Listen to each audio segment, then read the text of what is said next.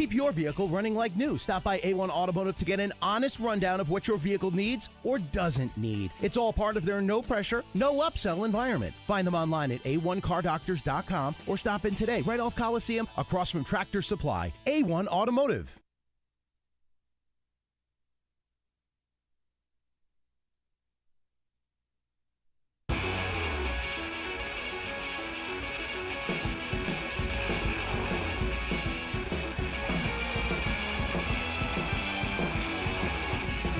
Whether you bowl tons of games like I do or league once a week, there's only one choice for me.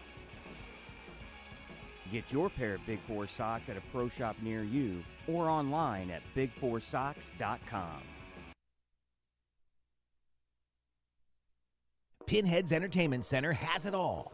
A modern-style bowling alley with 2 private bowling suites. Alley's Ale House serves up a chef-crafted menu daily, featuring signature handcrafted cocktails and over 30 draft options. The arcade at Pinhead's offers 90-plus games, including old-school games, Golden Tee, and virtual reality with top-tier prizes. Host large events or meetings in the multifunction banquet room that can accommodate up to 80 guests. Visit, call, or reserve online today. Off State Road 37 next to Honda of Fishers.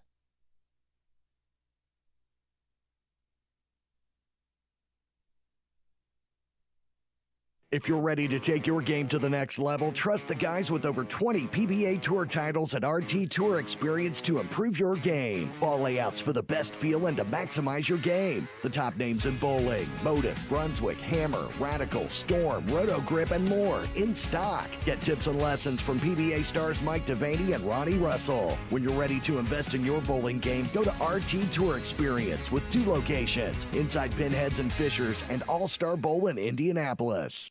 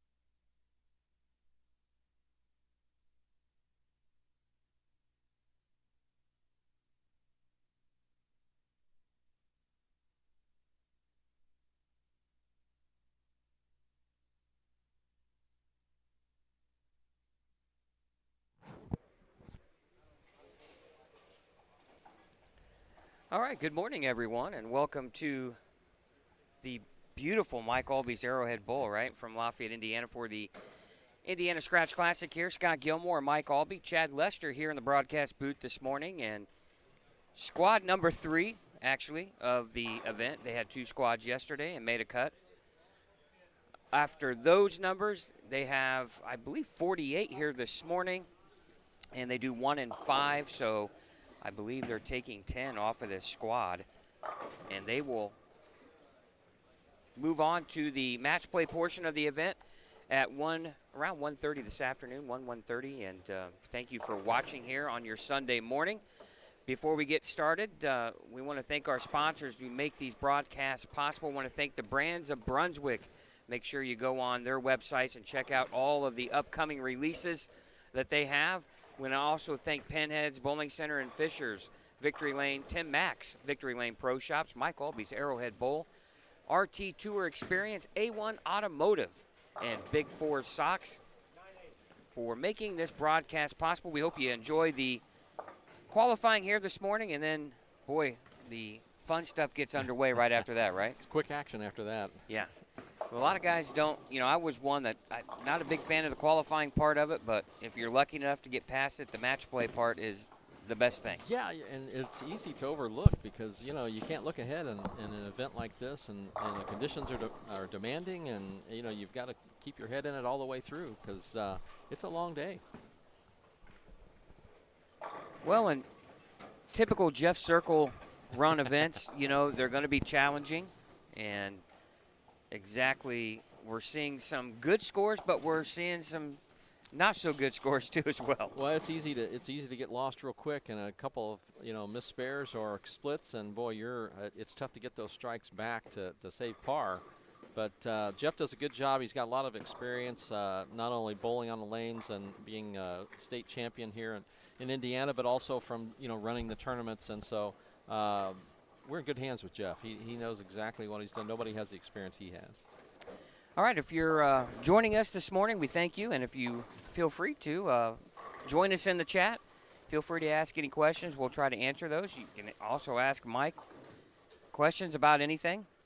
I can Google it real quick. And he knows a lot of information, guys. Oh, boy. Just enough to get you in trouble, right? Yeah. I got to watch what I'm Googling here. I don't know. Well, a beautiful 42-lane center, and one thing we love about coming up here, we're in the proverbial catbird seat. We are way up above lanes 5 and 6, which will be the championship pair.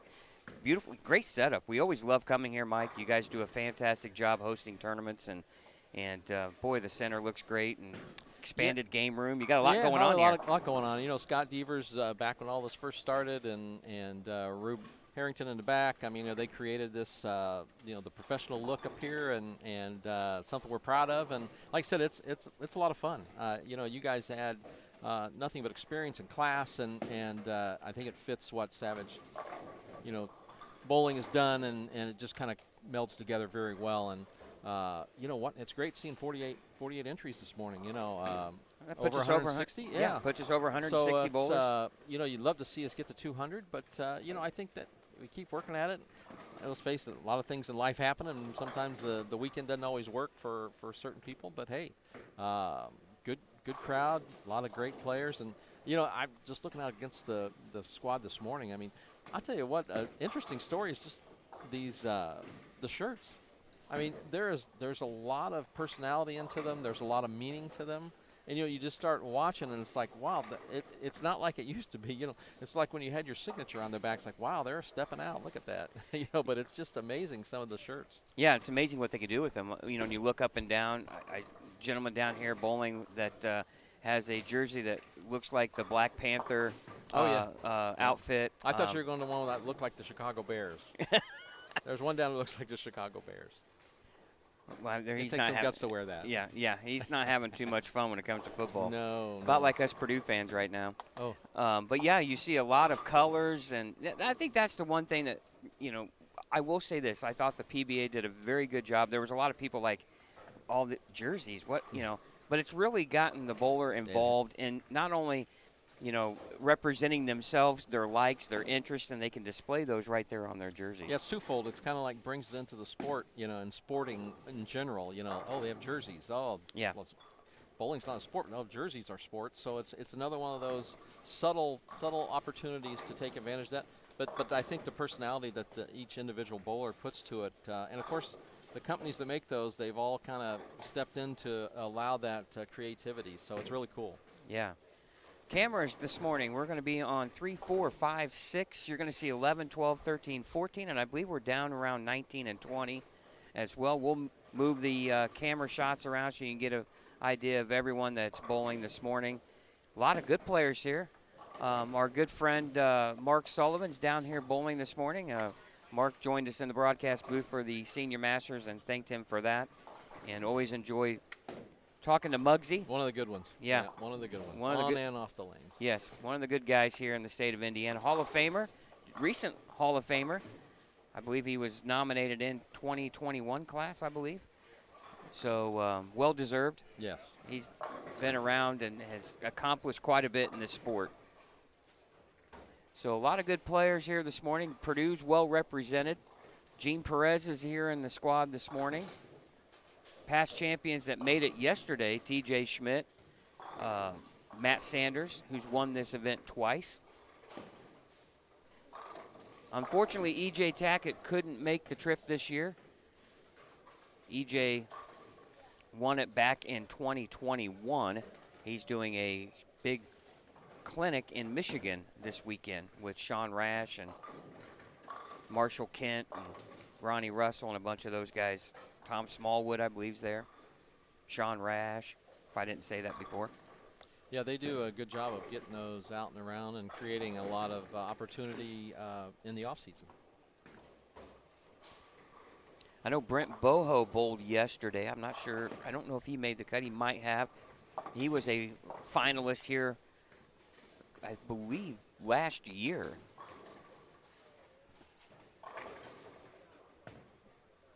Bailey Maverick, I believe, made it yesterday. Yes, I did see Bailey in the numbers there. And one thing that we saw, Mike, that I felt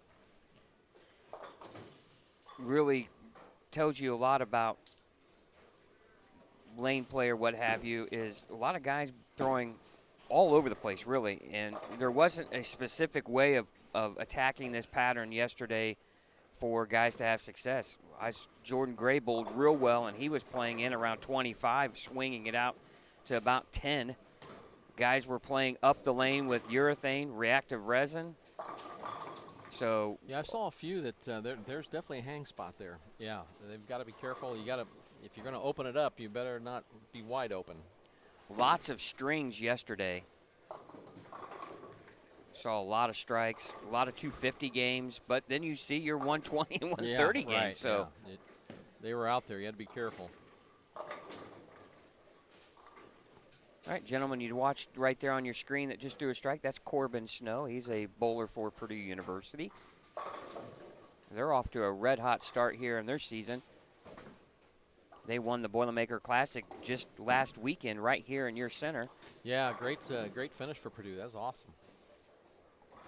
And thank you. You and Chad do a wonderful job with the Boilermaker Classic, and we're proud to be part of that.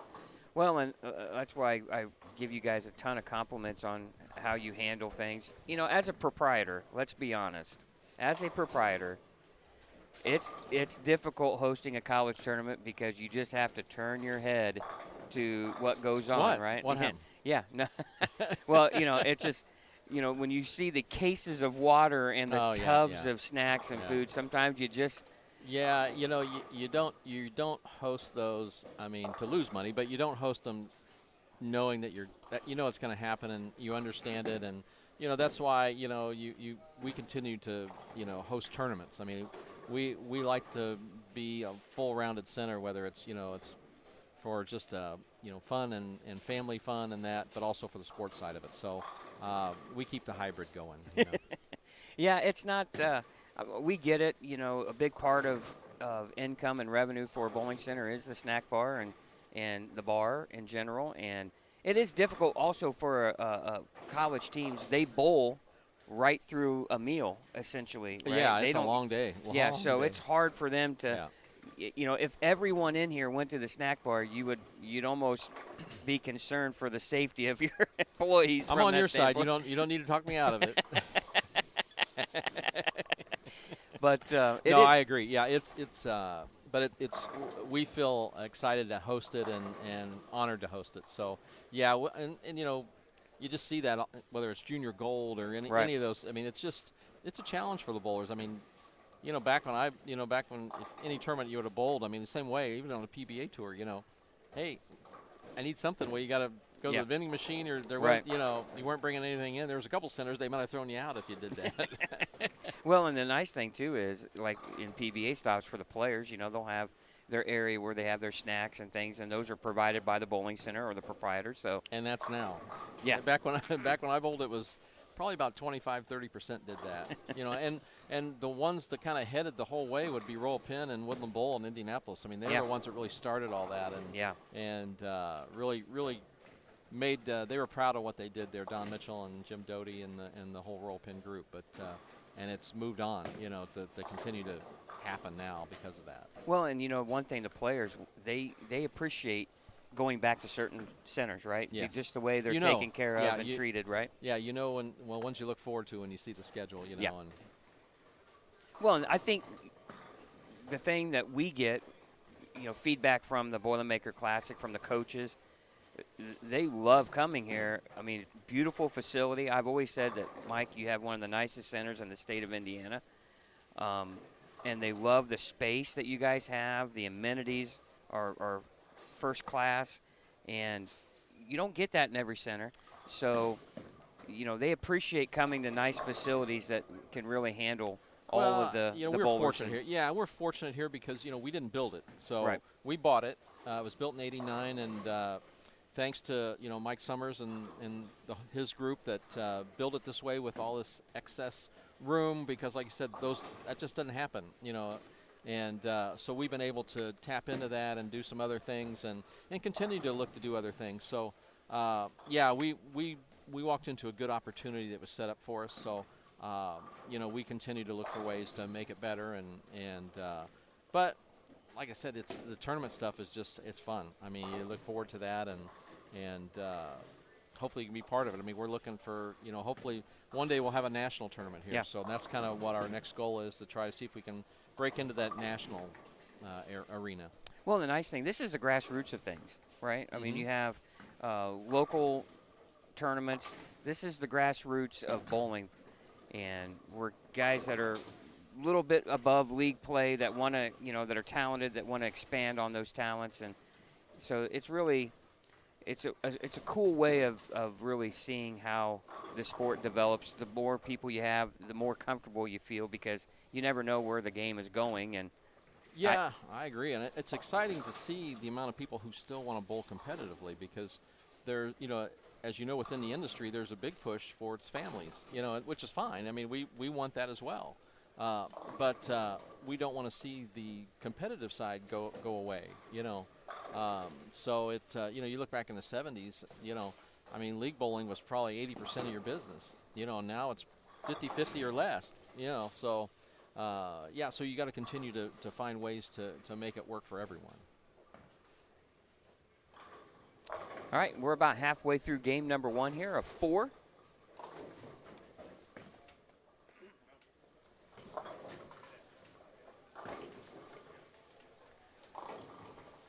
Trying to look around to see. Mark Sullivan's clean through 6, just left a 2-8.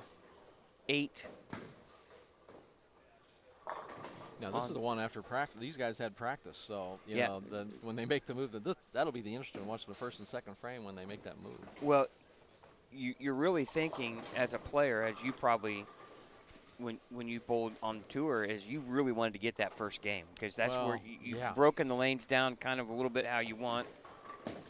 Well, and that's the only one you're going to get that you know what the ball's going to do when you start.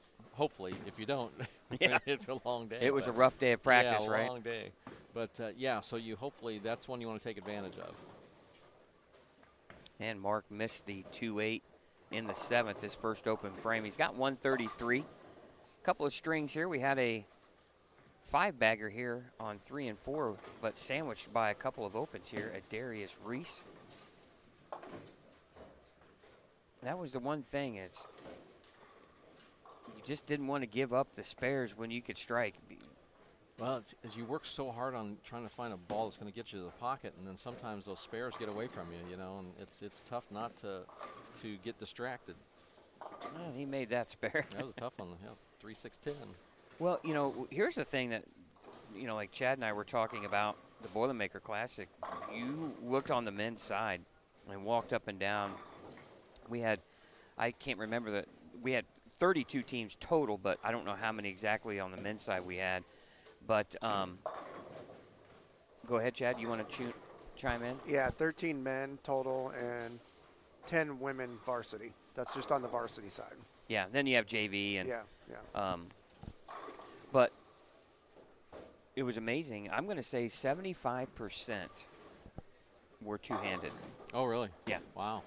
Well, we obviously see it coming in. You know, when you come here on Saturday mornings, you see more and more of it. And it's just growing. Yeah.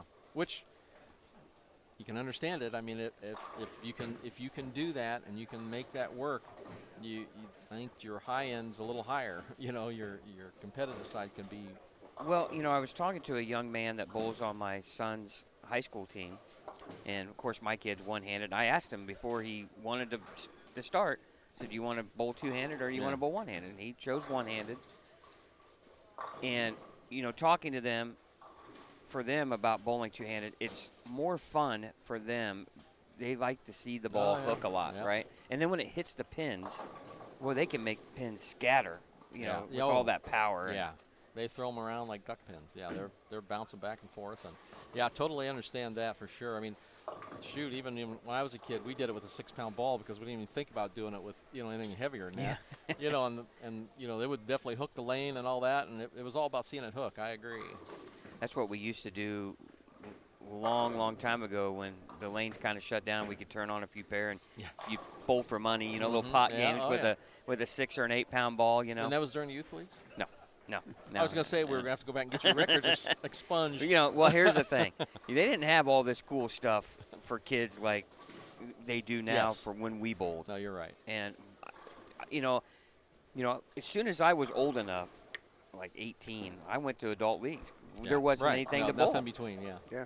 I literally bowled state tournament as a youth, and then following Monday I was bowling my first adult league. Yeah, because there was nothing left. Nothing left. Yeah, absolutely. Yeah. And we didn't have anything during the summer like junior gold and stuff like that. If they had all that, why would you want to go adult? There's so many opportunities, so many tournaments. Matter of fact, you guys hosted a youth tour event here back in October.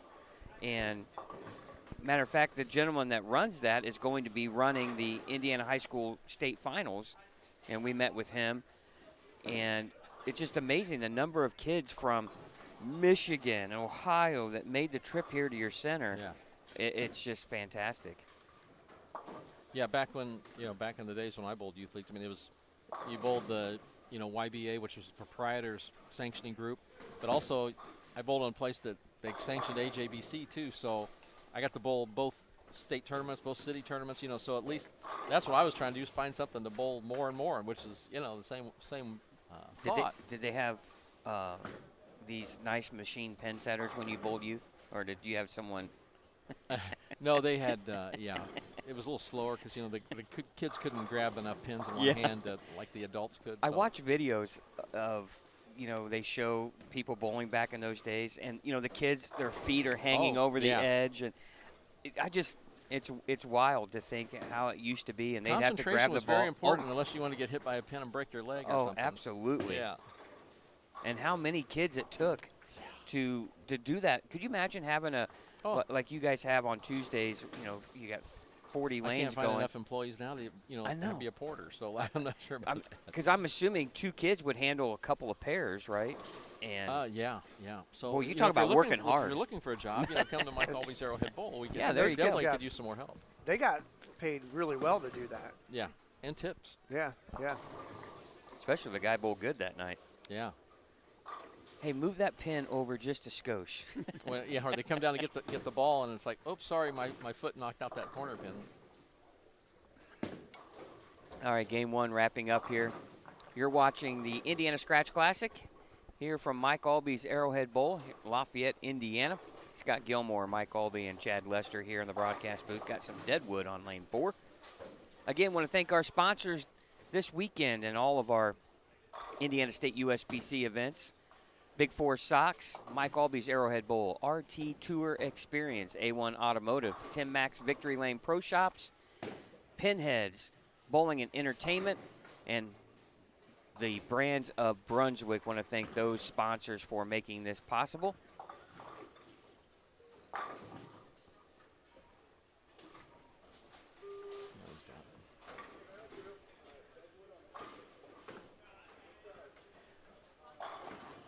Not a lot of scores here in front of us so far. some guys really struggling. Have 139, 165. Gentleman here's going to be lucky to get to 140. Then you got 201. Boy, think of what could have been. 1, 2, 3 opens there with a 201. Plenty of strikes, just not enough spares. And Mark Sullivan here with a mark in the 10th can shoot 192 if he can fill 10. Yeah, Mark had been working on the surface of his equipment before he started, so I think he was trying to dial in. So Mark's always thinking on that, so I think that he'll be ready for whatever that next pair has to throw at him. Well, and got a lot of experience. Oh, and he just flagged a 10-pin. Now that we do not expect from Mark. Yeah, 2 open frames there. He could have been in the 2 O's. You know, here's a nice thing. You got 4 games. 180 your low game.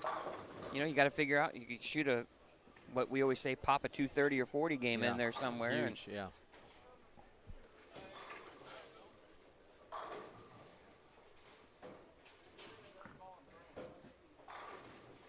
Gentleman here on, I believe, 9 and 10 has 204 in the 9th with an open. That's the biggest score. He has a chance to shoot 230 if he strikes out.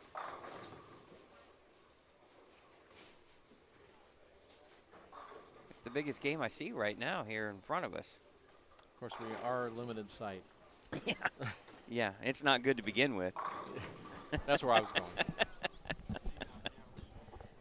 Oh, boy. Who needs enemies when you got friends, right? Well, I was just thinking, you open up your notebook here for all these It's blank. things. Yes, blank. That's my mind. That's my mind right now, Mike. Just a clean slate, just nothing. I got nothing. You thought I was going to have all these cool notes, didn't you? Well, it'd be much more relaxed. You won't be on a script. You'll be just going.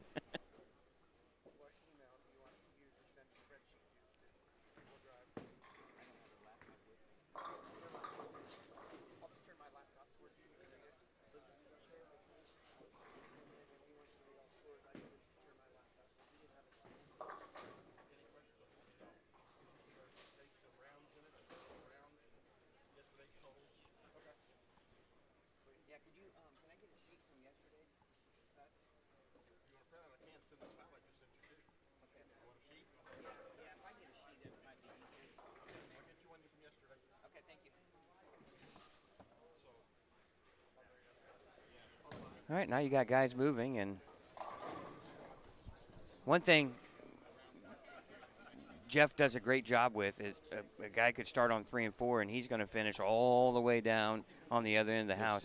He gets guys moving quite a bit. Yeah, that's important. I mean, that always was important on tour as well. So, you know, make sure that you're able to get to all parts of the house. You know, because 2 things. It could be you want to get to that part of the house because it's good. Yeah. Or you have to get to that part of the house because it's not so good. You know, you want everybody to have the same opportunity. Level playing field, right? Yeah. Got to be level playing field.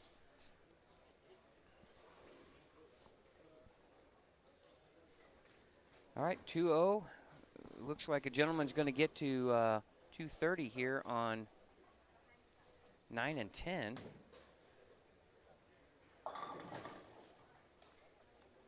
See a 200. Oh, that was a blind score, so nope. 201 and 233 and 2, 4, 6, 8. 4 pairs of lanes. So a little challenge, but the nice thing is you're going to make that cut against the guys that are you're bowling with. You don't have to worry about yesterday. It's unique. Yeah, it's unique in that respect. It's good because it will change, right? Oh, yeah. I mean, I think we probably saw it during the game. Several guys looked like they were kind of close to the pocket, and all of a sudden, where you thought it was going to make a left turn into the pocket, it just kind of checked up, missed a head pin. You know, so you're starting to see that early because they had a lot of practice. So you know, it's going to come a little quicker.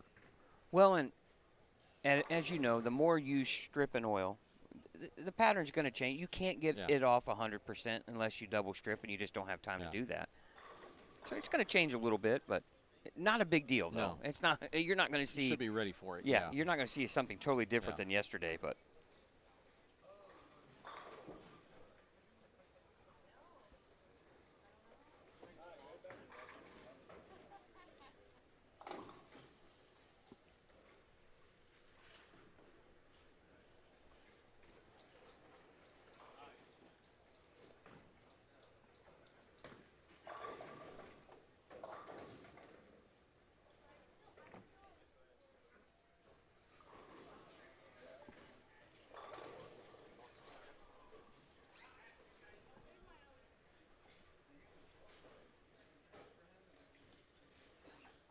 All right, game 2 here underway.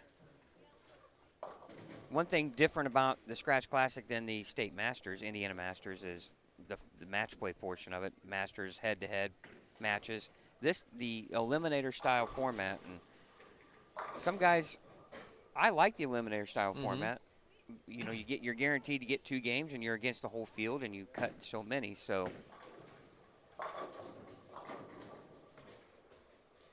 one thing you do hope is you hit a good pair somewhere in there, right?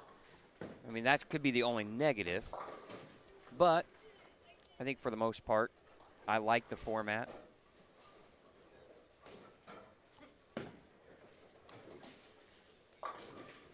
That on the right, was it lane 5 there, that 3 off the right? Yeah, that's a portion of the lane you're not going to get it back on.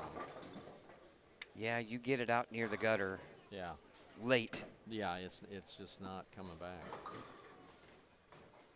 This is just one of those conditions where you have to make this the easy spares. Yeah.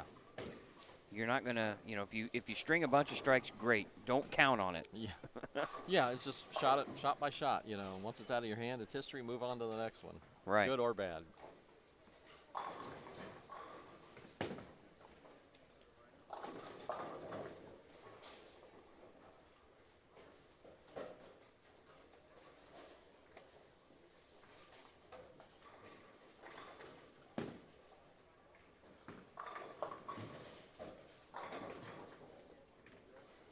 A lot of guys, too, you can tell that don't have a ton of tournament experience.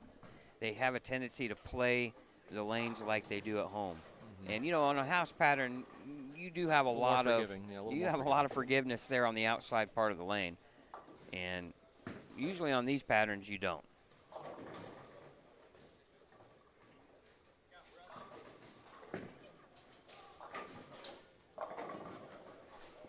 I was going to ask you, somebody had made a comment to me, and I don't remember. How long ago was the first 10 lanes? When was it? What's the 2001. 2001. Because I thought it had been.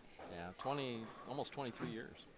Well, and I was telling somebody, I said, you know, 10, 15 years ago, I knew it had been a while. Yeah. I didn't know how long. You might have seen a big difference between this and, you know, the 11 through 42. Yeah.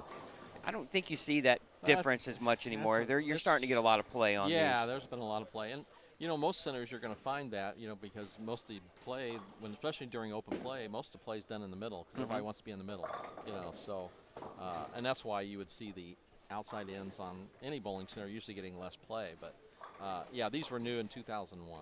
Well, and the first 10 have those, where you could play the games, right, and get the tickets. Yeah, they still do, yeah. And the nice thing, too, is you just turn around from the approach and you look backwards and you got all your birthday rooms and stuff. And so it kind of coincides with one another.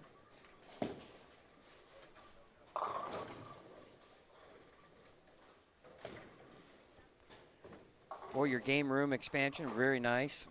Yeah, come out well. It's we just what has been end of October, middle of October was a year. So yeah, it's been good, and we're making future plans and seeing if we're going to expand that even further and what we're going to do. Yeah, I was going to ask you, is there any breaking news you can give us here? No, not a lot of breaking news. I mean, working on putting the automatic bumpers in the middle 22, which we have it on the outside 10s, and we're going to do that along with replacing all the capping across the house and all new foul lights across the house. So doing a little bit of that, and you know, we're just continuing to we have a lot of things on the board. It's just, you know, what's moving up and where it's at, and you know, all that sort of thing. Yeah, what has bigger priority, right? Well, yeah, it is. It's, you know, you look at cash flow, and then you look at getting against need, and you know, all these things. So there's a lot to it, you know. Was there, and I don't know, unless we win the lottery, and then you know, and you know, then it kind of changes your theory, you know. Would you keep it or then I retire? Yeah, I'm going to say, wait a minute. Of course, you got to play, and I don't play, so that's I don't either. I always say, man, I'd love to win the lottery, but I tried it a couple times, and when you get like no numbers, it makes the fun out of it. Yeah, yeah. I always say that I'd love to win the lottery, but I haven't bought a ticket in 30 years. No, I think I'd rather leave. It's like always when I started a tour, you know, it's like, you know, you go to gamble, and it's like, gambling. Shoot, I worked too hard to get this money. I don't. Yeah, I know. You know, all right, Like, $20. That's all I'm losing. $20. Give it away in minutes, right? No, yeah. I've watched too many of my fellow professionals do that. Now, I don't mean to. Hopefully, not say anything I shouldn't, but. Well, let's go off. Let's go off. Yeah, no, shut these down, attorneys.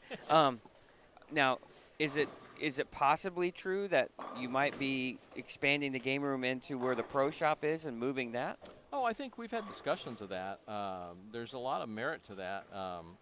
Because it's the main interest as you come in, and Tom Taylor has done a great job for us, and Tom was actually here at Arrowhead before we were, so Tom managed and pro shopped. I mean, he did about everything. So Tom runs our pro shop, and he's a great guy to have in there. Him and Leanne, his wife, and special shout out to his daughter Hannah, who went through some surgery but doing well. And so we talked about that moving. I would always like to have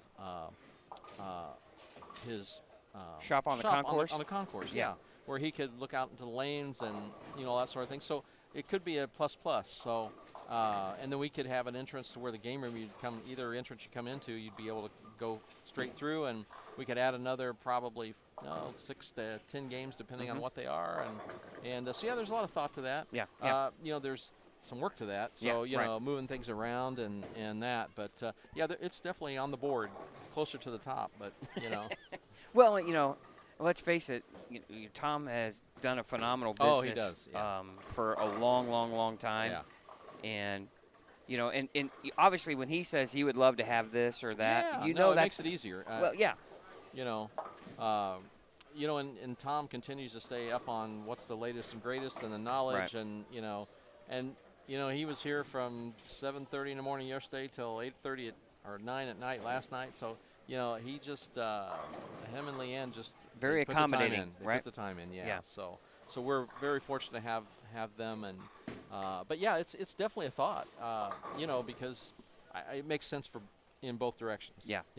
Well, the nice thing, having him on the concourse too, it's easy for the bowler to get in and out of, right? And they're bowling, they turn around, they could see a ball, or there's a lot of point of sale. He's in a good spot, but it's not always ideal for him because he has to get out of there and he can't really watch out on the lane. So right. Yep.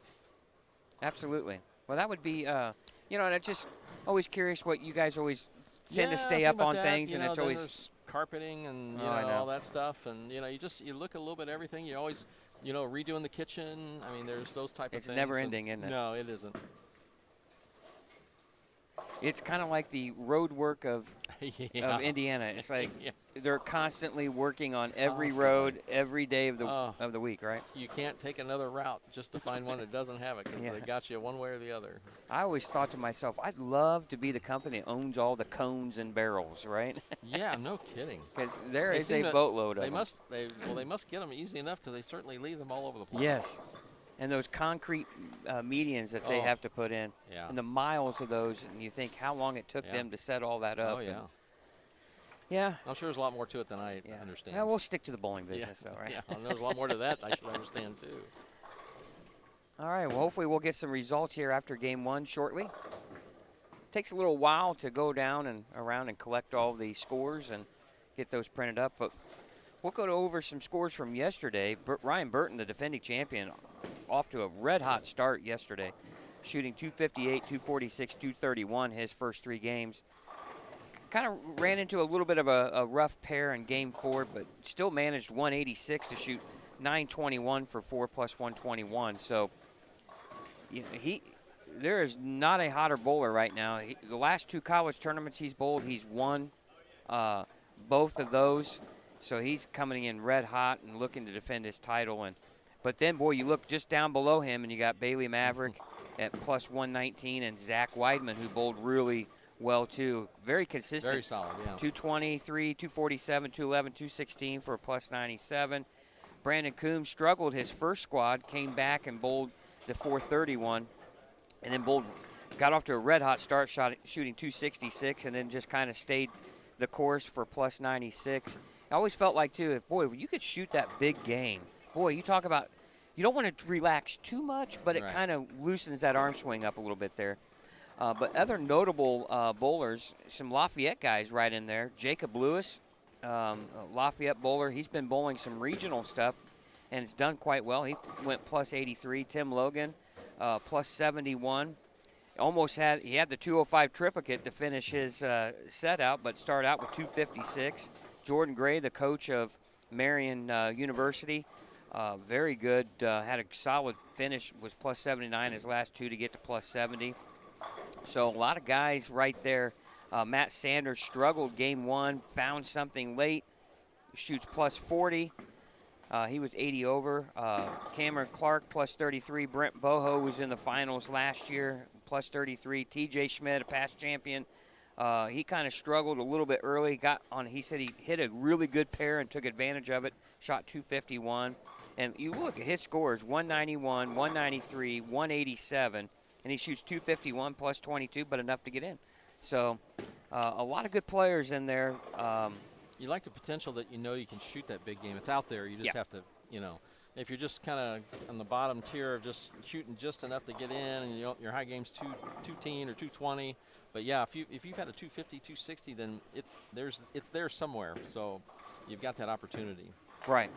And Zach Newman, another really talented player from up north. He had finished at the cut number plus 21. So we took the top 22 in ties, and so that's why we have Zach Newman and Evan Dravalis plus 21 both make the cut. So again, scores all over the place. Last year, I think Chad and I had noted that plus 7 last year in Saturday was good enough to make the cut. So the scores are up a little bit, but nothing outrageous. Yeah, I mean, just a mark or two is about all it is. Yeah, but when you look in here, there's a lot of scores that are in there that are real close together. That's one thing I always loved about the Indiana Masters. You could have 15 guys separated by 5 pins. Yeah. And that just shows you just how tight things are. And like you said, even just what are you getting on your fill balls in the 10th frame can matter, right? Boy, I'll tell you, yeah. I mean, it's especially when a condition like that, when the scores are lower, you want to take that fill ball and take an opportunity to try something different. But, boy, that's you're living on the edge there because you could cost yourself a lot of pins. Again, want to thank you guys for watching the Indiana Scratch Classic here on Savage Bowling TV, the 930 squad. After 4 games, we'll get our cut numbers, and then we'll take a short break, and then lanes will be run for the match play portion, the eliminator format. And we'll be back on the air for that as well. How does the eliminator format work? So if you have, let's say we're going to have, 12 guys from this morning, so you have 36 in the finals. All 36 will bowl unless he's given a bye to anybody. Sometimes the high qualifier will get a 1-round bye. Everybody will bowl. You'll bowl 2 games, and he'll cut half the field. He'll drop so many, and then those will advance, and they'll move left because we'll start down on the high end of the house. And then he'll have another round. He'll cut so many, and then eventually we'll have 8 bowlers, 4 on 3 and 4, 4 on 7 and 8, I'm assuming, and then they'll bowl 2 games, and we'll have our final 4 contestants on 5 and 6. Perfect. And after 2 games, we'll have a champion. And we've had a lot of great matches. I'm telling you, the Indiana Scratch Classic has delivered some high drama and a lot of excitement. Let's not forget the E.J. Tackett, Kevin McCune. That's the first one that comes to mind, yeah.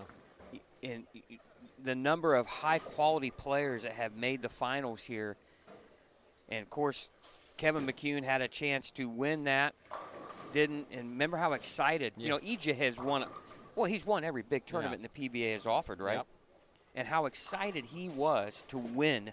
Yeah. Oh, yeah. Well, the those Scratch kind Classic. of matches, and he obviously understood the talent he was up against, so that makes it even better. Well, it also shows you just how much of an emphasis he puts on winning. Yes. And he didn't have a state title, right? Which is hard to believe, yeah. It was. He's come close numerous times. And, boy, when he just felt like he just took the monkey off his back and finally got the state title here at the Scratch Classic back in, I believe it was 2021. That was a really, if you're watching, go back on our YouTube channel and go and watch the 2021 Indiana Scratch Classic Finals. It was an unbelievable show. And how about that 2022 one? That was Ryan. The senior event. Oh yeah, who won that? Yeah, that one. Yeah, I think the viewership was way down on that, Mike. That's because it was just me and Chad. Is that what it was? No, yeah. Well, the finals wasn't very exciting, was it? Oh, some boring left-hander. You can say your name. No, that was a great show. Great job.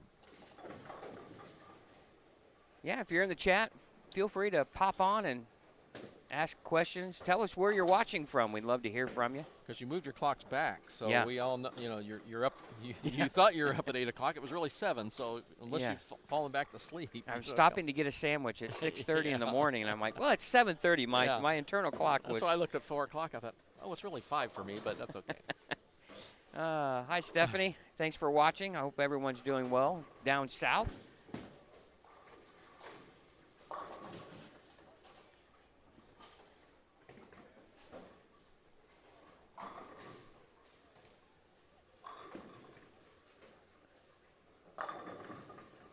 Good shot there on 3 and 4 for a double. The gentleman there that just threw that strike used to be my mail carrier. Really? Yeah, yeah. Huh. Yeah, and unfortunately, he says after so many years, they put up routes for bid, and if somebody has more seniority, he might have to go somewhere else, right, or do another route, and that's what happened. Oh, he got bumps. Oh, Craig Monroe. Boy, that was close to being disaster. Yeah, that's scary. Yep. And I haven't seen anybody really have an issue with sticking at all. It is a little warmer outside, but it is. Yeah, it's nice in here. Now it's foggy outside as well. Yeah.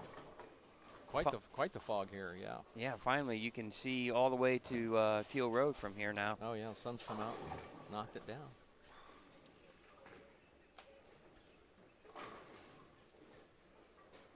But anyway, he's got a really good game. He bowled the Senior Masters, didn't make the cut, but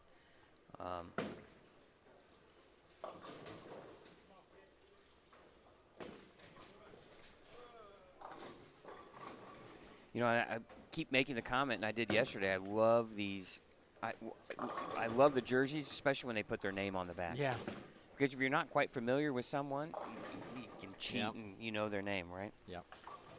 I always feel like a big, I never understood when the PBA, started making you wear your name on your back. I'm like, what for? But now it makes perfect sense. Yeah, yeah. The casual fan who might not know who you are, they immediately know you are. The shows didn't used to. You had them during the week, but the shows never had them. Right. Oh, scores from game number 1, Scotty Kramer. Big 258 game. Yeah, that'll work. No surprise, look who's number 2, Gene Perez with 247.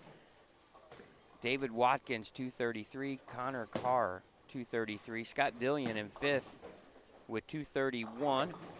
David Williams, 226. Gage Blackford, 223. Tie with Zach Madley. Otto Macia, 222. Joseph Litton with 216. And Jack Conrad, 215.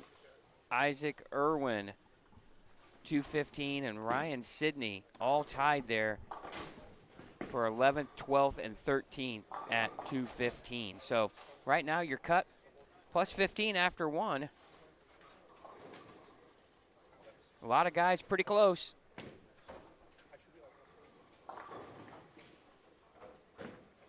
See if I can, some local players here. Jackson Cross, Lafayette bowler. He's in 26 with 189. But, really, there's a lot of bowling left. Yeah, you just don't want to, you just want to give up too many pins on one spot there. But, yeah, there's definitely some strikes out there. It's just, can you do it from pair to pair? That's the key. And really, I always felt like game 2, when you move, you go to another pair, that tells you a lot. Yeah. Yeah. If you're going to be able to do that from pair to pair, or how far are you going to be off? Tough break there. Open 10th frame is going to be in the one. Oh, right at 200. Had a chance there. Yeah, could have popped a good one there. Boy, and you'd love to get the first one. At least put yourself in the 220s. Yeah, it's tough not to outthink yourself when you go in there. If you had a couple of opens early and you got a chance to do it without thinking too much, and boy, especially out here, because if you think too much out here, boy, the ball certainly knows it. Yeah. Good morning to Sean. Let's hope our Cowboys can make a statement this afternoon at 4:30 against our hated rival, the Eagles. Colts play today, right? Are they still in the league? Well, you know, they haven't been that bad. No, they've been good to watch. You know, you feel bad that Richardson got hurt, and you know he not going to be able to get a full season in to get some develop, experience. right? But, yeah, and he was fun to watch. I mean, I go to the games. I'm a season ticket holder, but you know, I enjoy the games. I enjoy going, and they've lost some tough ones this year, but they get to play against their ex-coach, their Frank Reich, down in Carolina. Yeah, and there's a 4 o'clock start today. It's a little later. Wow, it's weird. That the 4 o'clock start's weird. Yeah, because I always give a friend of mine a hard time. He's a huge Colts fan, and I always say, you know, we're always in the prime time window, and he's the 1 o'clock game a lot of times, right? But you know, the Colts aren't too far away from having a pretty good roster, and you're right though with Anthony Richardson. It's tough break for them because you'd love to have a year of development for him, right? And I think he showed a lot more than what you would have thought he was going to show. You know, the kid definitely. Well, he's got an arm, and he can, you know, obviously he could run, and they got Taylor back, and you know, it's just. The only thing I always hate about the NFL is the injuries. I mean, they can turn a season around in one play, you know.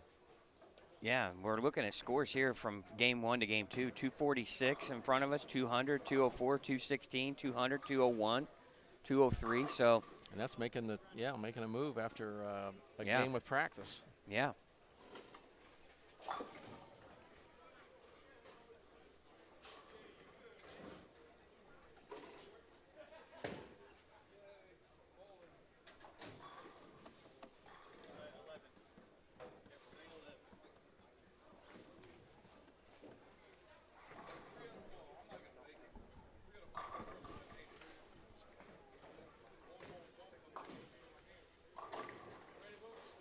So is everybody still confused about the Purple Hammers and all this stuff now? What, 2 years old, or what's the deal? And I mean, well, now they're outlawing it. Are they altogether? The PBA won't even let you use a Purple Hammer anymore. Really? Or the Pitch Black. Really? Yeah. No more urethane. Well, those. So now, if you are watching, I didn't know Pitch Black was that. It's all the hardness rule. They changed it, so a lot of those current ones don't meet the requirements. They get softer, right, or something. Yeah, but here's the thing. Storm just came out with a new urethane style ball, and I'm hearing a rumor that Hammer will be coming out with a new style of urethane. Well, I think that the Blue Hammer, right? Yeah, but it's different than that. Oh, okay. Yeah, that is not urethane. Yeah. They're going to come out with a true urethane, but it's going to meet the hardness requirement. That's what I'm hearing. Don't quote me on that. Well, we are, so make sure that's on tape. Let me get my notepad. Sure that's on tape, Chad. Let me get my notepad. That's going to be the first thing I write down on my notepad, right? Oh. When they go back to plastic, we'll see what happens. Yeah, boy, that would be a thing, wouldn't it? You know, you could. You just. Okay, everybody, just bring your spare balls. Yeah, you wouldn't even have to oil that much. No. Well, you could make it really fun. So what was the normal? For us, yeah. You know, you're seeing, look at the amount of volume that you have on a lane now for a proprietor. Gosh, yeah. What were they putting on back in the late 70s? It seemed like 80s? the same, but who knows? Right. Obviously, with the equipment, it wasn't, you know. And our great friend Vu Duong, yes. He says what? Lane pattern, right? And he throws a strike there. Yeah, that was a good shot. Great action. Yeah, he loves the active sidewalls. Well, he's got great ball speed for sure. We were joking with him yesterday because he bowled yesterday, and he was down on the high end. He was coming down here, I believe, to bowl on like 3 and 4 or 5 and 6, and we told Vu that, you know, these lanes are a little bit newer and they're a little tighter, so he might want to move some, and he just kind of. Well, you know, talking about shirts earlier, I was just noticing when he sat down in front of us, he's got some stats on the back of his shirt. I don't know if he's throwing 10. I thought he was throwing 12. Yeah, it says ball specs, and he's got weight and, you know, revs 2. Does that say 2 to 3? 2 to 3. I don't know. That last one might have been 1.5. I don't know. I was going to try to convince him to go to the, you know, the helicopter release, you know, like they do overseas. Yeah, I think you need to go to the hospital after those. Oh, can you see that, how they do that? Yeah, I don't think at any age my wrist would have done that very long. It's amazing how much they can. Now, velocity, he's got on his shirt says 21 to 25. He's right on with that. Yeah, he's right there. The break point, head pin. That's pretty cool. You got to love Vu. I guess he probably gets a lot of those questions. Yeah, so. well, and he's such a lighthearted individual. Yes. And he is competitive. Yeah. Obviously, very competitive. Well, he goes out and bowls the TAT out in Las Vegas, and he makes the cut every year. One year he advanced pretty deep into the tournament. So, and he, you know, how do I want to say this? He kind of makes light of himself, and he embellished. You know, he just. Yeah, no, he runs with it. And and obviously, he's very comfortable with what he does. He's very good with it, and absolutely, no, very competitive. And he's an. I don't think I ever threw a ball that hard. Yeah, and he's an anesthesiologist. Wow, that's his full-time gig.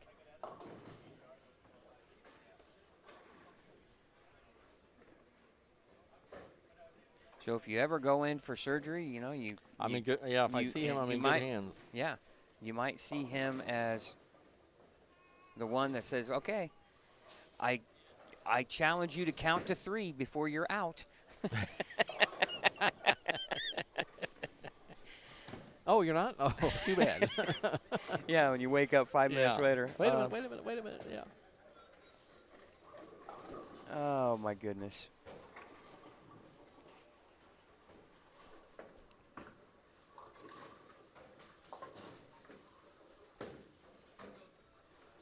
Yeah, Gene Perez had a little trouble when he made the turn here. He's only got 2 in a row. Yeah.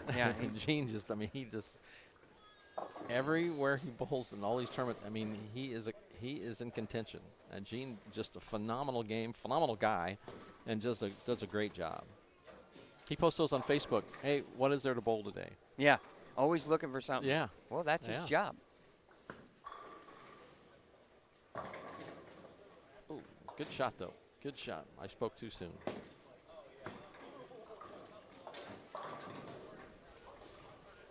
I can't imagine the number of games on that arm and wrist, and of course, if you look at Gene, he has got a huge forearm. Yeah.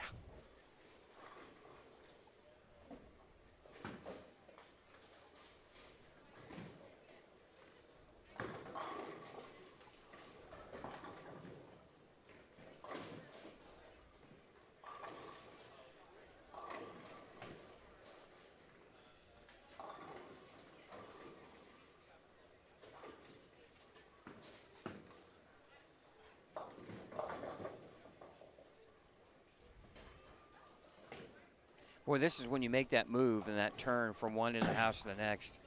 Boy, you're hoping to throw just the 2 best shots you've thrown all day on the first 2 shots, right? You got to get a read. Yeah, you got to get a read. So you just have an idea of what the pair's doing. And that's tough to do mentally, just coming to do that and not over squeeze, because you want definitely, like you said, you definitely want to get good shots so you know what the heck's going on.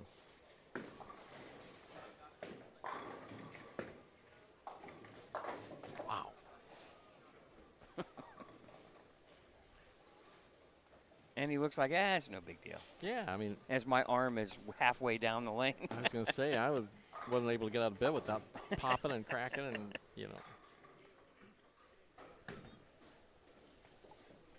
Yeah,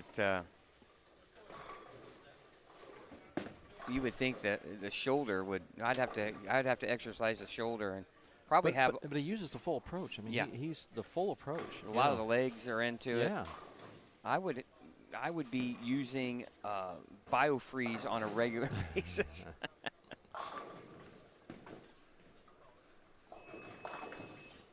Scott Schmall down bowling on 7 and 8. He new baby brought in yesterday. Oh, yeah. Nice. Very nice.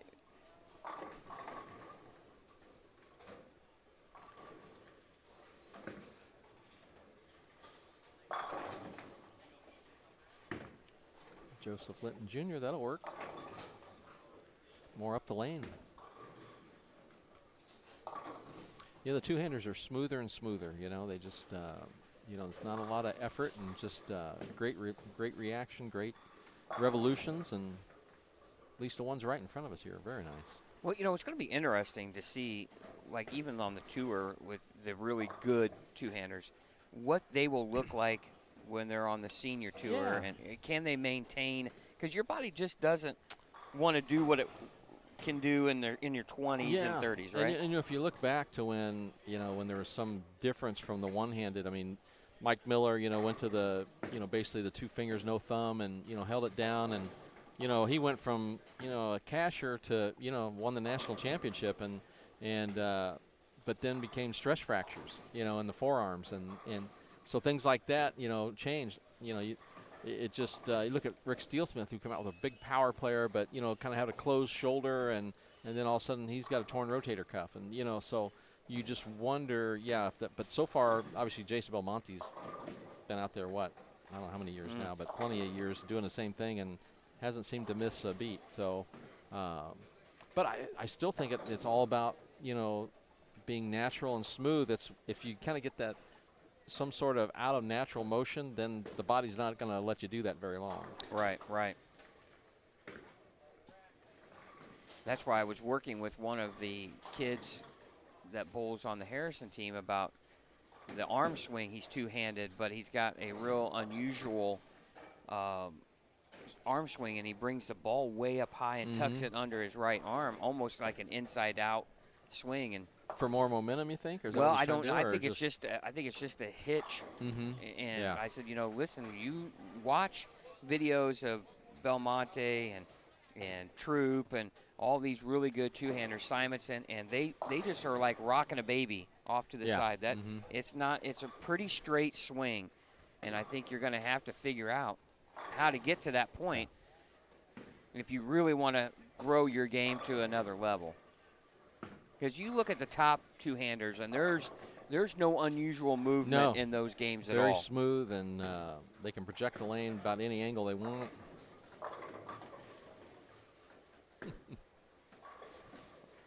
Unlimited power in that game, isn't it? Yes. And we're talking about Gene Perez. When he can throw the urethane and what he says, strap on it, and that means hit it as hard as he wants, and the ball doesn't overhook, he's in good shape.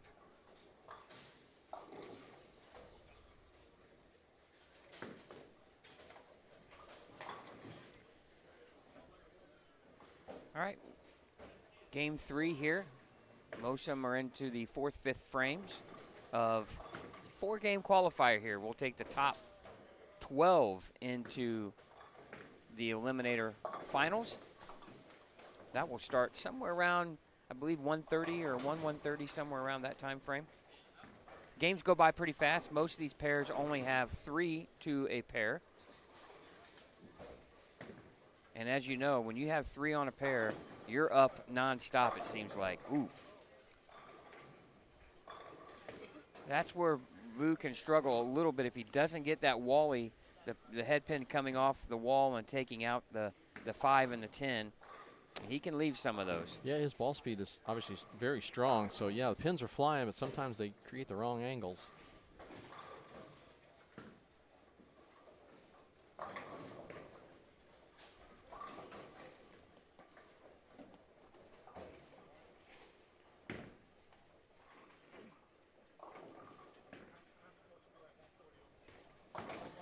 Well, Mike, I know you're involved with and we were talking before we took the air, this morning, a little bit about the International Bowling Museum and anything cool going on. Yeah, you know, it's always exciting there. I mean, Carrie Williams, our curator, she's got always looking for new things, and so we did a little bit of sent out letters to the Hall of Famers and looking to see if they had any items from their career they'd like to donate to the museum so that we can upgrade, you know, basically their legacy. So we've got these things, and so some fun things have come in, and you know, the other day, Lucy Sandlin, 1976. She was on the ladies tour for several years and did well there. But Bolden Tehran, Iran in the AMF World Cup and won that. She donated all the trophies from that, and actually was there to see it already. And so it was great to have Lucy come by there. And then one of the really exciting items we've got was the Hall of Fame ring from the PBA from Norm Duke.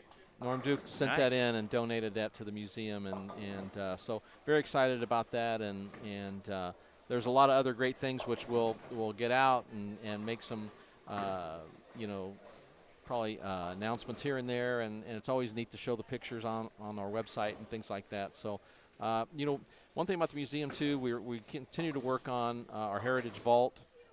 And that's basically take pictures of all the items in the collection, and then they show up and you can see them online as well. So a lot of cool stuff, and continue to have those. And look, every now and then we have silent auctions on there as well. So always looking to upgrade the museum. And we're currently, this is going to be in the first quarter, we're going to open our new science and technology room, First room of the remodel for the working around the museum. We've been there over 10 years now, from St. Louis to Arlington, Texas. So, and the room that we're remodeling is the Bill and Barb Chrisman room. So, great. You know, that's the room that they donated a lot of money for and had in there. And actually, Bill and Storm were very instrumental in the remodel. So, yeah, it's you know, it's a tough time for everybody, but obviously the things that Bill has done through the years and continue to do, even though he's gone, I mean, is the support of the sport and the history of it, and obviously we all miss him a lot, and look forward to see what happens in his name from here on out. Well, and that's the tough part. Just with time going by so fast, is, you know, we're not here forever.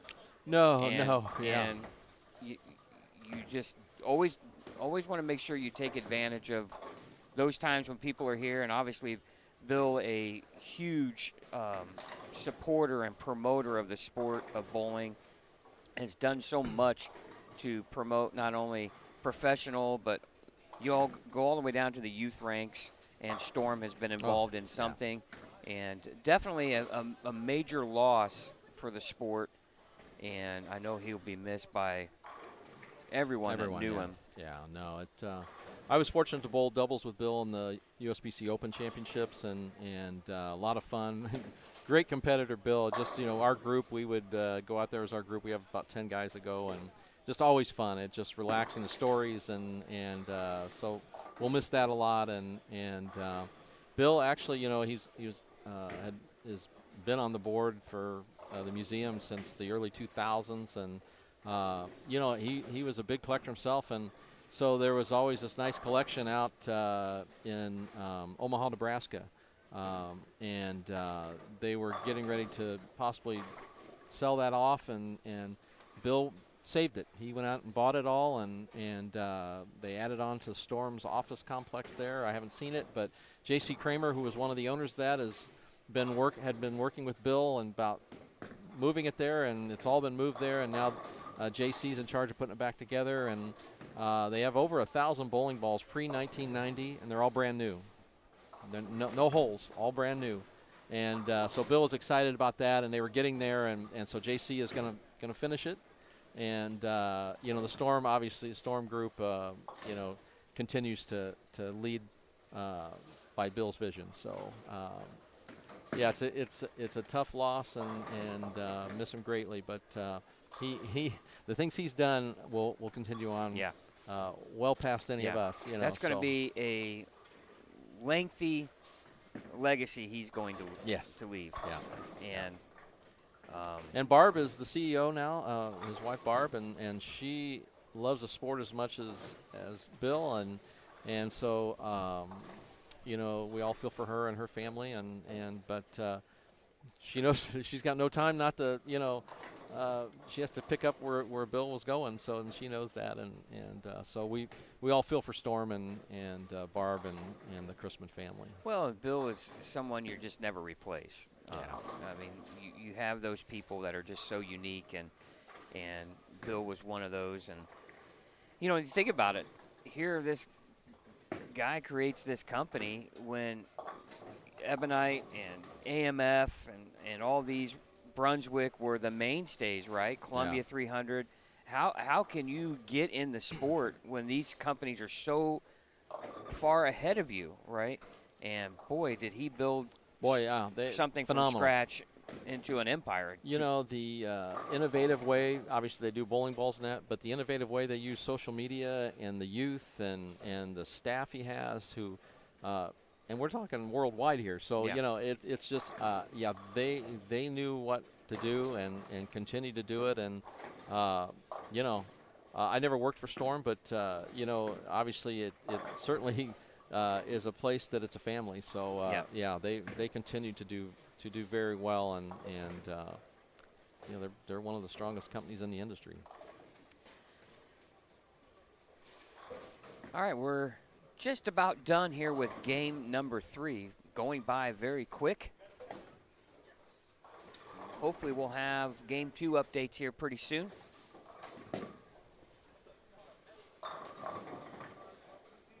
Once we get the cut score numbers, we will take a break and come back with the eliminator style format finals. Scott Gilmore, Mike Aulby, Chad Lester here in the broadcast booth. And if you're interested in participating in other tournaments and events held by the Indiana State USBC, just go to their website, indianastateusbc.org. Go and click on the tournament page link. You have online tournament registration open for the State Open Championships, the Women Championships, the Youth Championships will be coming soon. But other events that you can bowl are the Indiana State Masters coming up in February. You can also participate in, they have mixed events. They have all kinds of events that you can to bowl for the Indiana State tournaments. You also have the Senior State down in Evansville this year, but you can go online, you can register, enter your teams, participate. That's what we want. We want participation. Be proud to bowl in a Indiana State USBC event. It's well worth it, and you can pay online, you can register online, very easy, pick your squads, your dates, and all that. But do so, go on indianastateusbc.org if you're interested in participating in a number of events the Indiana State USBC operates and runs. So scores now just handed to me for game 2, and boy, Gene Perez off to a hot start. 258 game 2. He's 105 over. Scotty Kramer, a little down from game 1. He shot 258 game 1, 205 game 2 at 463. T.P. Peterson at plus 40. Jacob Wright with a big 257 game. He's now 37 over. Gage Blackford is 28 over. Joseph Basinski with a big 246 game 2. He's 28 over. Zach Madley is 26 over. Otto Macia, 23 over. Scott Dillion is plus 14. Corbin Snow, plus 10. Matthew Wilhite, plus 7. And then right now it drops all the way to minus 4 in 12th place is Connor Carr. So as you look at the scores after game 1, you saw a lot of guys plus. We talked about that move to game number 2. You're going to see maybe a little bit of change in the scoring pace, and boy, you did. Let's look at notables here. Mark Sullivan at shot 201 his second game. He's in the hunt just at minus 18, just 14 pins off the cut.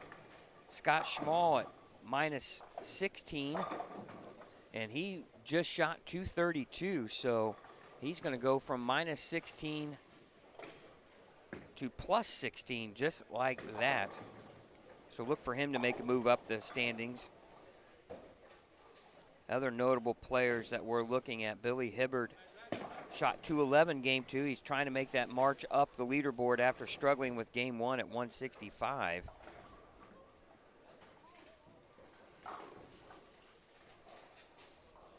But as you know, it's easy to shoot that 160 or 70 game if you're not careful. And boy, when you get that 250 game, you want to. You don't want to just hold on for dear life, but you know you kind of are in a sense. You want to stay aggressive.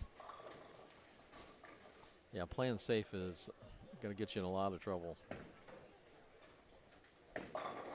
Gene Perez is going to shoot 240 game number 3. So he's 105 over right now. He's going to be 150 over with a strike here.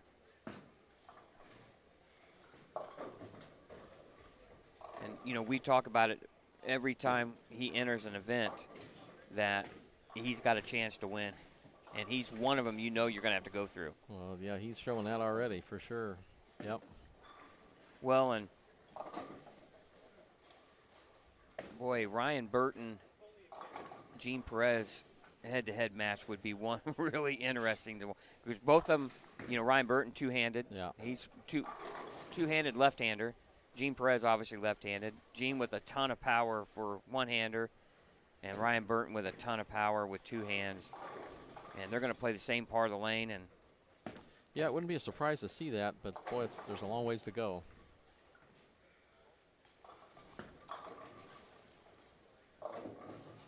Comes in light. Going to shoot 243. And that will put him at 748.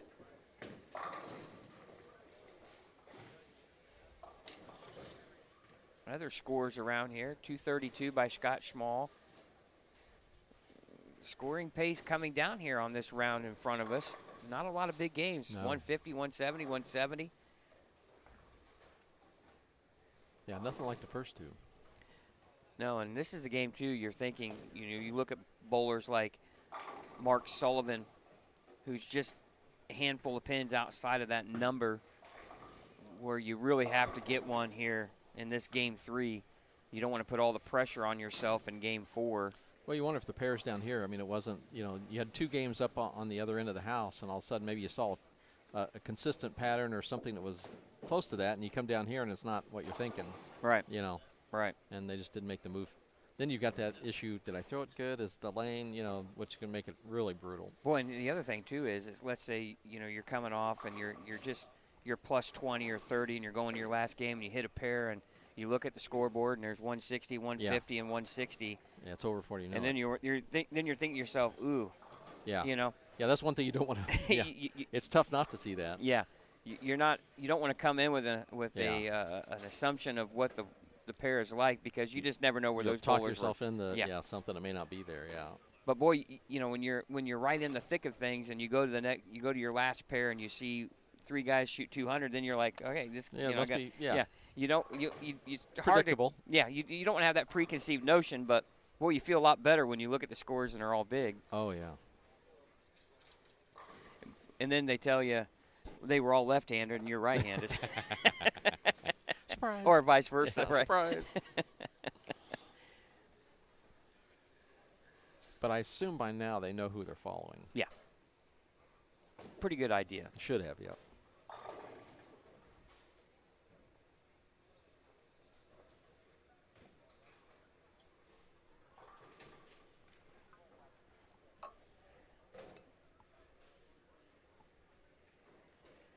Oh, Stephanie asking why I didn't bowl. Well, you know.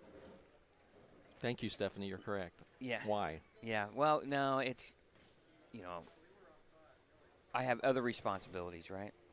What did Peter Parker's uncle say to him when he, you know, with great power comes great responsibility? Is that Spider-Man? Yeah, Spider-Man. I can't believe I even knew that. I'm kidding. Yeah, you know, here's the thing. I enjoy this part of it. you know, am I still competitive? Yes. But I enjoy this part of it. I love the broadcast side of things. And when we decided to do this, I knew that I was going to be sacrificing, you know, bowling in a lot of events that I've traditionally always bowled. And I was okay with that. Stephanie's made you sweat. Yeah. But, you know, would I love to be out there? Absolutely. You know. Now, if I had bowled the number of years you have from a competitive standpoint, I'm not saying you don't have a competitive drive, but you've fulfilled that, right, in your lifetime. You've won everything that's pretty much possible to win.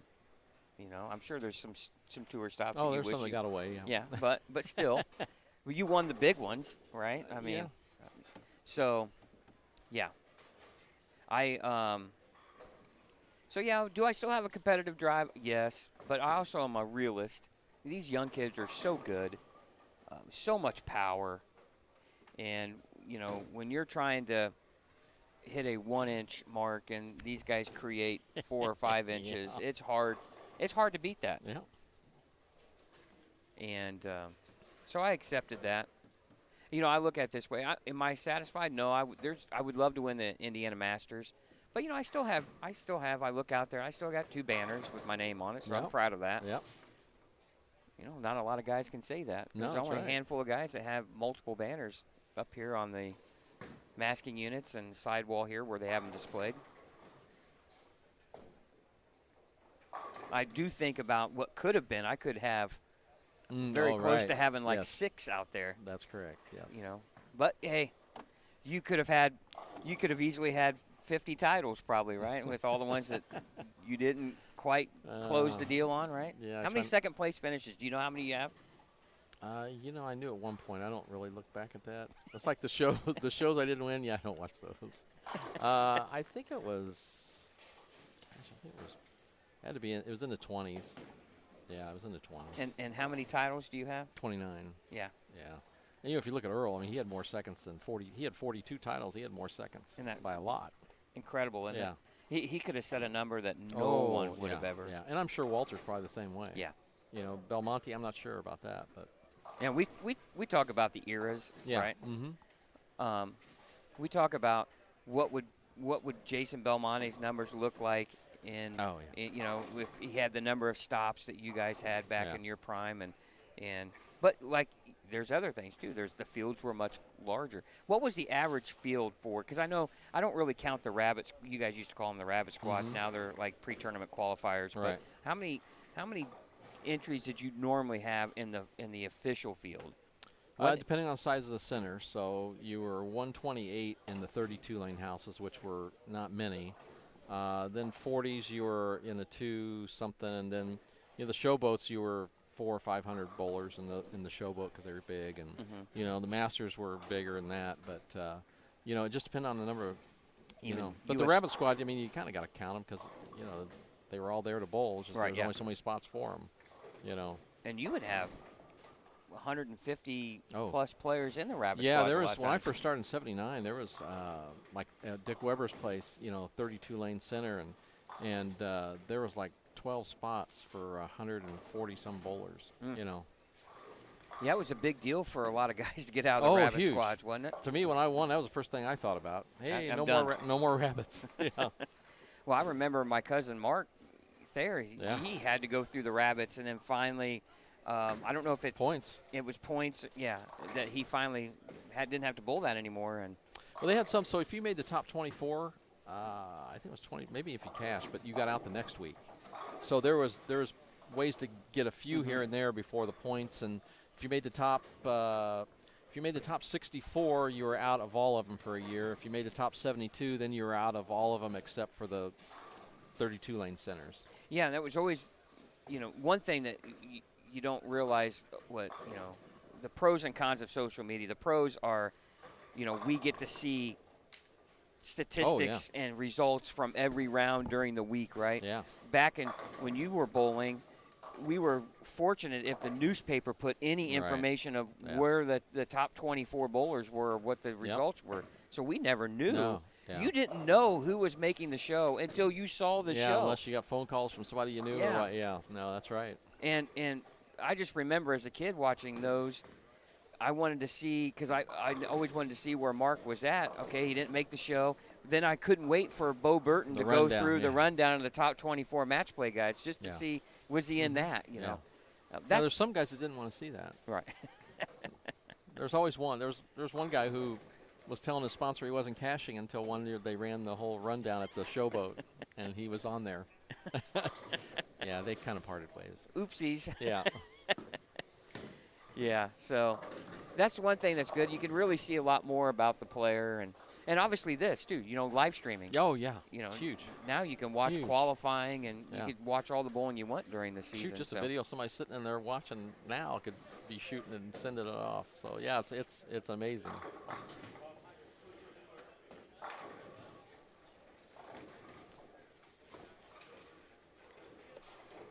All right. Well, that's enough about why I didn't bowl.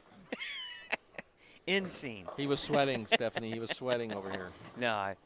Do I miss it? Yes. I always want to bowl.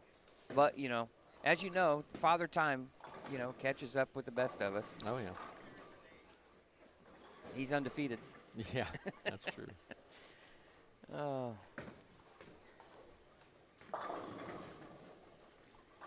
Looks like T.P. Peterson wearing that Chicago Bears is doing well with that.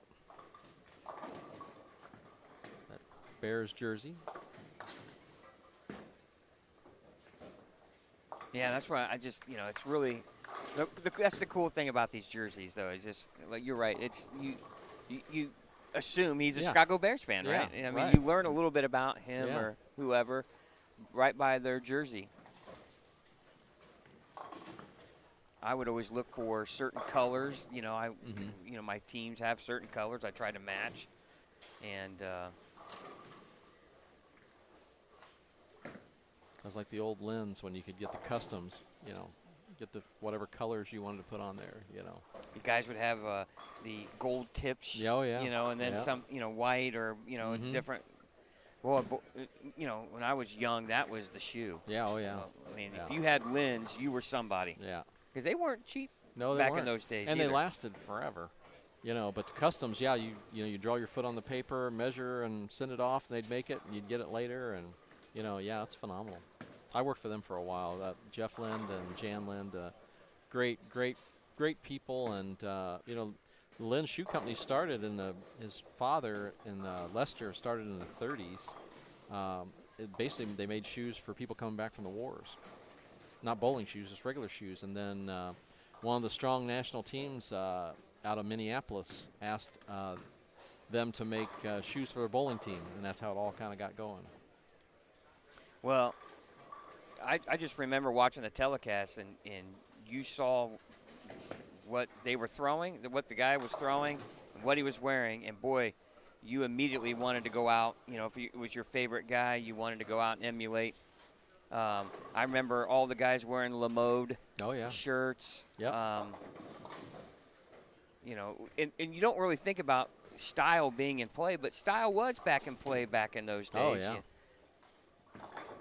Yeah, because, you know, LeMode was more of in golf at the time. And, I mean, they had, when you got the catalog, I mean, it was crazy what you could get. I mean, the pants, the shirt, they matched, you know, colors you hadn't thought of. And, you know, it was pretty cool. The little mode stuff was quite interesting. All the different choices you had, and actually before that, when I first came on tour, Munsingwear was big with the Penguin, and Billy Hardwick, you know, was one of the guys that helped me when I got out there, and he always told me if I would win that he could get me signed, and so I was able to win my first year, and so I got to sign with the Penguin. But same way they send you this catalog, and you got so much money you could spend on that, and it was just the same way they had pants matched and, you know, stuff that, you know. Orange, I'm not wearing that, but you know, hey, you know, you get that stuff, options, and so it was pretty cool. But yeah, I had a couple of LeMode shirts that I was able to get, and sometimes you know, it's interesting too. Is a lot of those shirts and things back from the 70s, 80s now are bringing a little bit of money. You know, people are buying and collecting, and you think about all the stuff you threw away. You know, and didn't think twice about it. Yep. Or gave it to Goodwill. Right. Wish I would have, you know, when I was a kid, my favorite basketball player was Larry Bird, and I had all kinds of shirts, Converse shirts and Celtic shirts with, you know, him with characters and his stuff on them. And boy, I wish I would have kept it. Yeah. Oh yeah. And I still have all the youth bowling shirts I had when I was a kid. Yeah. I wish. I mean, because King Louis. Those things are all bringing money now today. Yeah. Anything could be collectible. Yeah. Oh yeah. From that standpoint. 2 collectors sitting here, you know. You want to answer that question? Well, I'll have to go back to my Mike video. Matthew, Mike's got all the information here.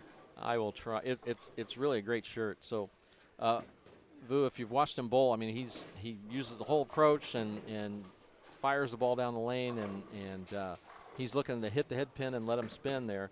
So apparently, I'm using this off speculation, but I believe he's had a lot of questions about how he throws the ball. So at the very top of the shirt, it says ball spec / action. Weight is 10 pounds, which we assume is the bowling ball he's throwing. Revs 2 to 3, and then velocity is 21 to 25, and then break point, and I think he's throwing us a little humor, but he's probably close to correct, and that's head pin. So that's what the back of Vu's shirt says. Yeah. But yeah, he does a great job. And like I said, we were talking about shirts, and it just that kind of fits the whole conversation. It's a perfect. He probably got tired of answering those questions, I would think. Yeah, I think he's got a jersey on the back that says oil pattern, ? What oil pattern? That's good. So he's already got that humor.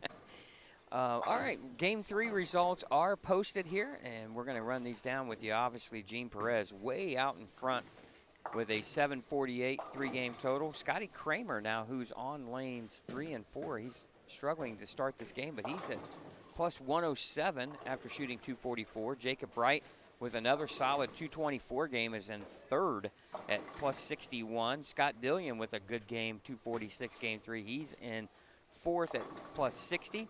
Matthew Wilhite, who is on lanes 3 and 4 right now, he is in fifth at plus 30, and now they're really starting to go down here, Mike.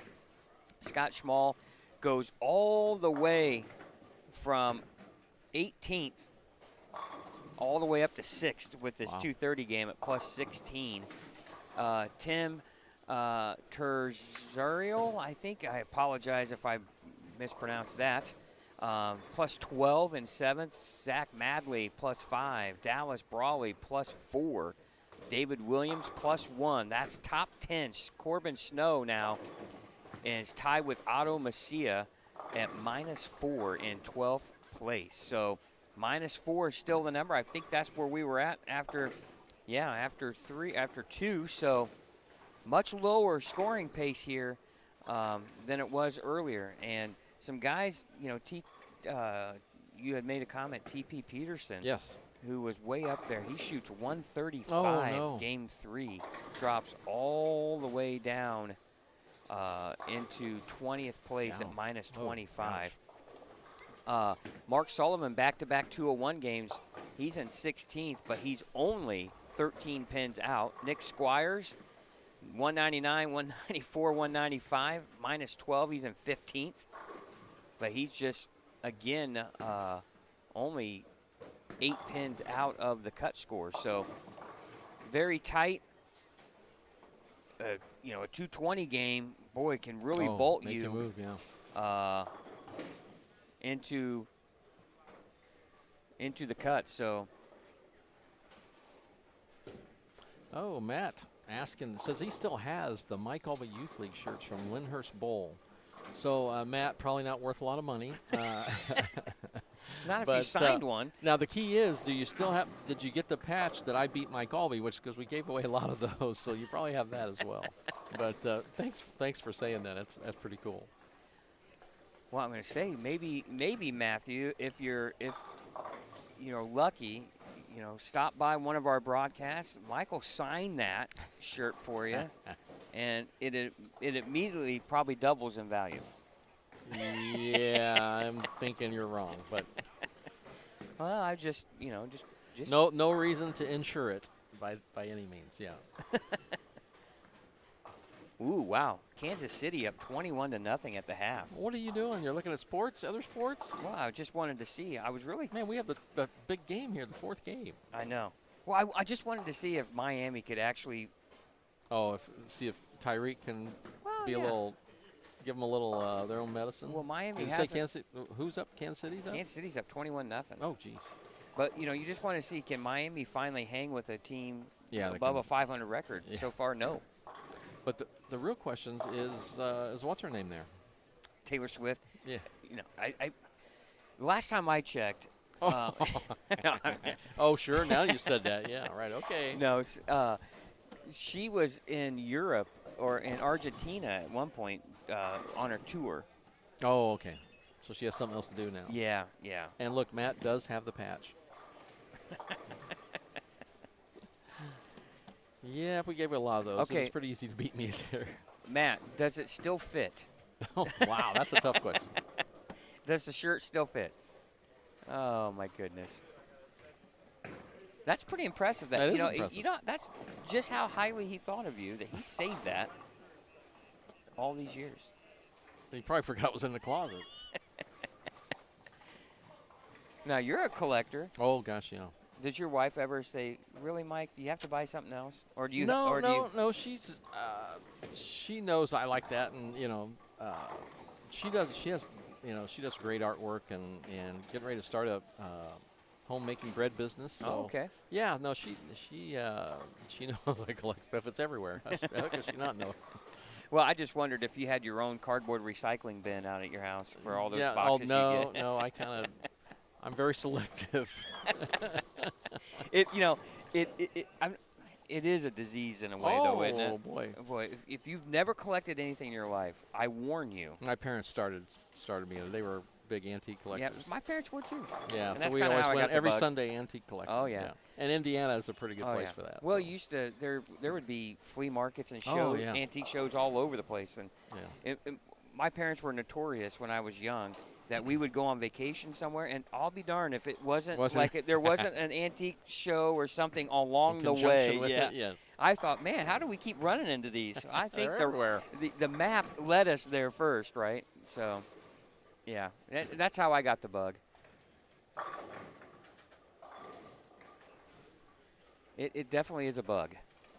Yeah, and I kept all my score sheets, everything from the tour. I mean, I've got all that stuff.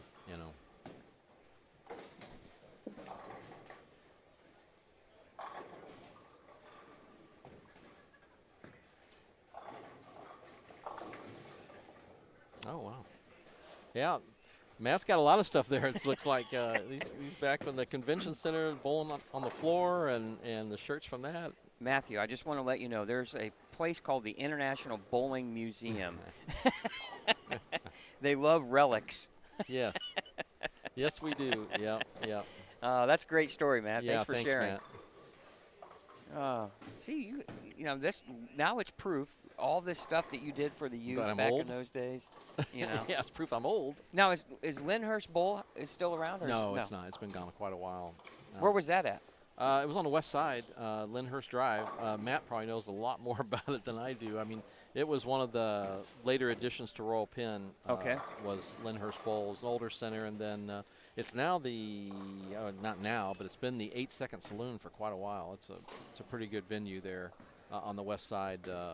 I don't know about a good venue. I've never been there, but I know it's popular for sure. You just saw a reaction there from Scotty Kramer on lane 4, finally getting a strike in the 8th frame. Luckily, a lot of pins above the cut. And he's plus 107 right now.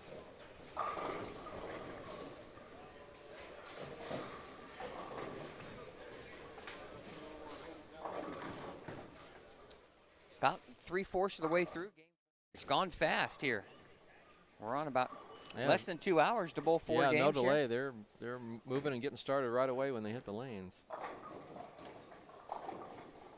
Again, want to thank also the staff here at for Jeff Circle and everyone here from this Indiana State USBC. Brian Nunning's here. We have Bill Kendall. They even brought in the important people too. Paul is here. He's here every weekend we have a tournament. So want to thank those guys for taking time out of their weekend to help organize and run this. And those are the guys behind the scenes that don't get enough credit. a lot for what goes on here. They do a great job. You know, we tournament in and tournament out. I mean, they're great guys, and love it. TP Peterson get a great break there and knocking that split out, leaving just the 8. Well, he could still shoot 220, and you know, and that would give him a chance here potentially to creep his way back in the cut number.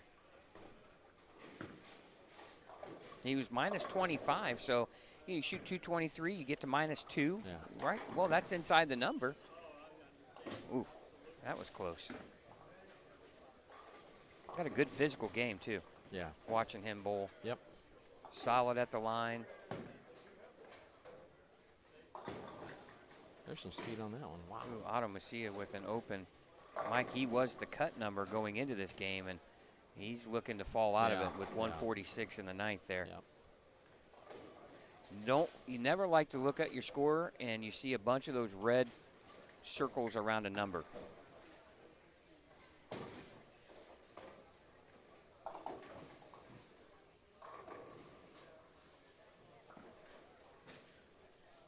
Oh, Scotty Kramer just missed a 10-pin. Oh boy, he's got 144. Luckily for him, he's got a lot of pins to work with. Jackson Cross with a double there, but he's in trouble. He's got 93 in the 7th after back-to-back single pins. Ouch. Boy, you just can't miss the easies. There's plenty of splits out there that'll get you.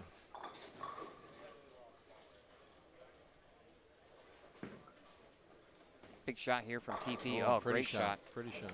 He's not out of it yet. No, he throws it really well, though. Of course, you're at the mercy from what everybody else around you is doing, right? And right below you. Yeah. You know, he's got a lot of guys that are in between him, though. So.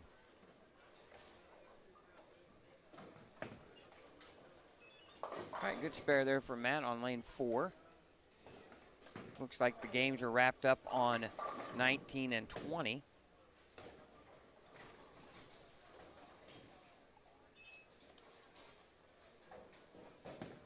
Todd Hinkle here with 170 in the 9th. And he's looking to shoot at the 1-2-4, and he's clean. Just 2 strikes, though. That's the problem. Yeah.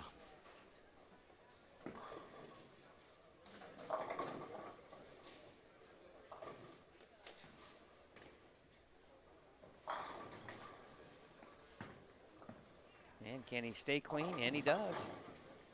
Boy, that's hard to do, a clean game, and then not. Boy, you're thinking if he could just have 1 or 2 doubles in there, he shoots 200. Yeah.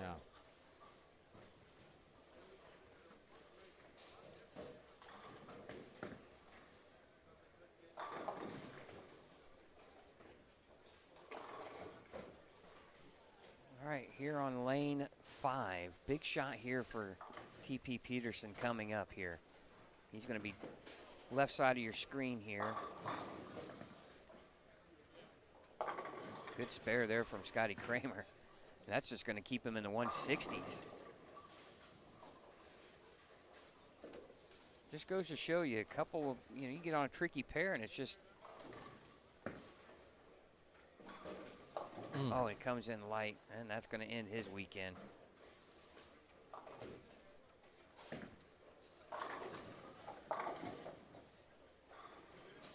Well, you see guys on 3 and 4 here just really confused by the ball reaction. 164 for Scotty Kramer. That's minus 36. That's going to put him at plus 71. That's enough to get him in. That's all that matters at this point. Good spare there from Matt. With a strike here, he can at least shoot 188. That's going to keep him in the cut. He was 30 over.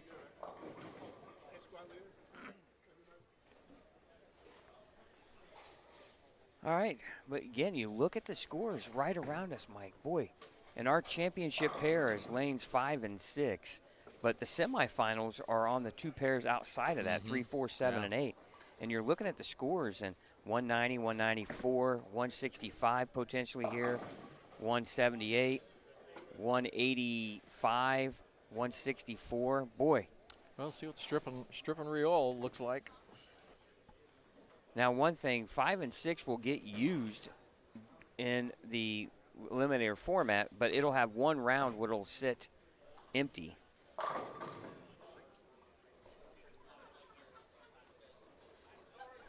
Oh, you're on. No big deal. Boy, they forget cameras are. Yeah, oops. Oopsies. Oops. Yeah. We can edit that out. Anyway, but that's going to wrap up qualifying here at the Scratch Classic from Mike Aulby's Arrowhead Bowl. We'll come back when we have the cut number, and then we'll take another break, and we'll come back with the finals, the eliminator style format finals here from the 2023 Indiana Scratch Classic. Back right after this.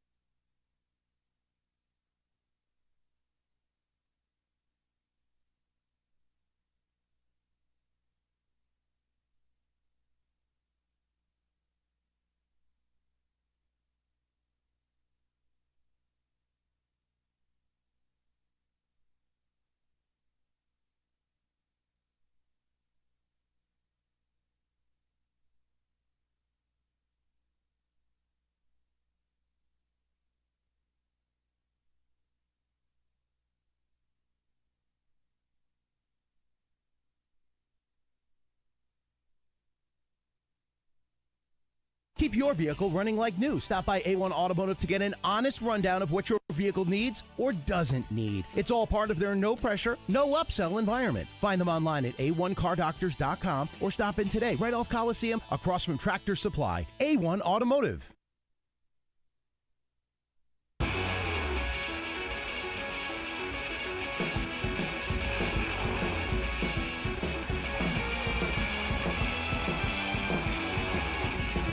Whether you bowl tons of games like I do or league once a week, there's only one choice for me. Get your pair of Big Four socks at a pro shop near you or online at big4socks.com.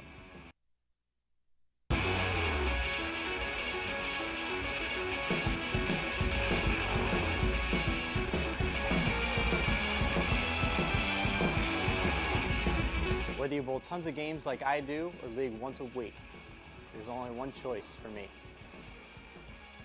Get your pair of Big Four socks at a pro shop near you or online at big4socks.com. If you're ready to take your game to the next level, trust the guys with over 20 PBA Tour titles and RT Tour experience to improve your game. Ball layouts for the best feel and to maximize your game. The top names in bowling: Motive, Brunswick, Hammer, Radical, Storm, Roto Grip, and more in stock. Get tips and lessons from PBA stars Mike Devaney and Ronnie Russell. When you're ready to invest in your bowling game, go to RT Tour Experience with 2 locations: inside Penn